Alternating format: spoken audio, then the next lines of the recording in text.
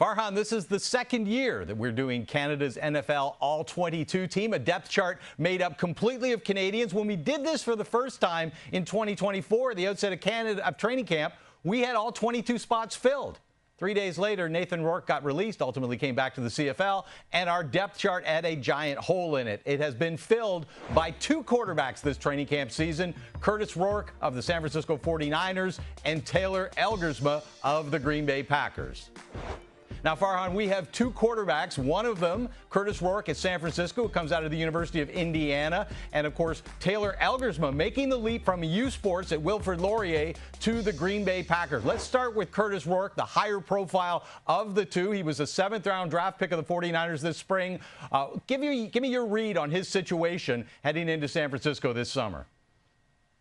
Well, with Curtis Rourke, he's the unicorn, the rare Canadian player that played his high school football in Canada that eventually got to the NCAA at the Division I level. Now, not normal because his brother Nathan paved the way for him at Ohio, but once that happened, he certainly took full advantage both there and at Indiana with that historic final season with the Hoosiers. But, you know, injuries have also been a part of Curtis Rourke's story because he had knee injuries on the same knee at both universities, and ultimately that really prevented him from ascending in the draft process. He couldn't go through the combine, couldn't go through those evaluations. Eventually, he did get selected, and he's still dealing with that injury. In fact, on Wednesday, he was placed on the non-football injury list, which means he's not going to be able to practice with the 49ers until after week 6 of the regular season. So during training camp, he's going to be on the side working with trainers, and I think the meeting time is going to be very, very valuable for him. But the 49ers are still high on him, and eventually the hope is that next offseason he's going to be able to compete with Mac Jones, who was a first-round draft pick and also spent some time with Nathan with the New England Patriots. But he's got a 2-year deal with the 49ers, so maybe next offseason they'll be able to have a legitimate competition that eventually could put Curtis in the backup seat behind Brock Purdy, whose mega deal begins next season.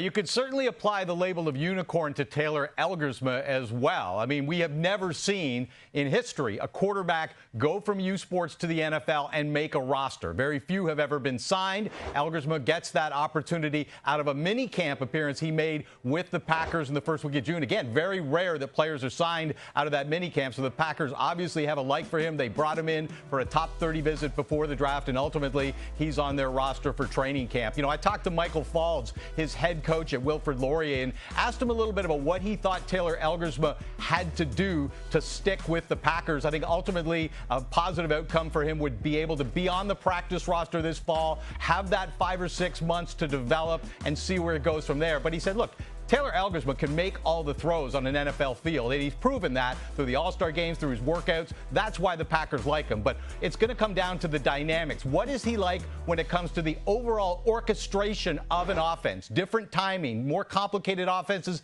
than he would have run in U Sports. That may go a lot into what kind of opportunity he gets. And, of course, we know, Farhan, one of the things about preseason football in the National Football League, the backup quarterbacks play a lot. So we expect to see lots of opportunity for Naylor Elgresma when those 3 preseason games come up. The other thing he did was a lot of extra training. He went to a place down in Alabama called QB Country. He went there before his senior season. He's been there this spring and summer getting ready for training camp. And that's something I think we see a lot of young quarterbacks in Canada now reaching out for those private extra opportunities to try to develop the position. And those opportunities for high-level coaching are increasing even in Canada. Out here in Vancouver, we've got Rob Williams, who has worked with Nathan and Curtis Rourke, Trevor Harris, Will Levis in the NFL, and back east, you've also got Miles Gibbon based in Montreal, Will Finch in Ontario. Gibbon works with Vernon Adams, Bo Levi Mitchell, among others. So there are more quarterback development opportunities available, and there are more quarterbacks in the pipeline as a result. There are a couple of additional quarterbacks at the Division I level, and one name I'm excited to see is Blake Hebert, who's originally from British Columbia, did play some minor football here.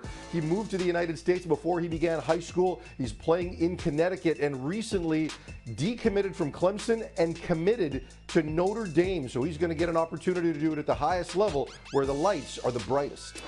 And another quarterback we'll be keeping an eye on is Georgia State senior Christian Veilleux, the quarterback out of Ottawa. Began his college career at Penn State, played a little bit there, got a number of starts at the University of Pittsburgh before he transferred to Georgia State, where he played last season. Now, he's going to need a significant uptick in his game this season to get onto the NFL's radar. We certainly expect to see him in the CFL draft next spring. So wait whether it's CFL, NFL, we are seeing quarterback development, and we're excited that the NFL Canada All-22 depth chart, the void at quarterback, is no more.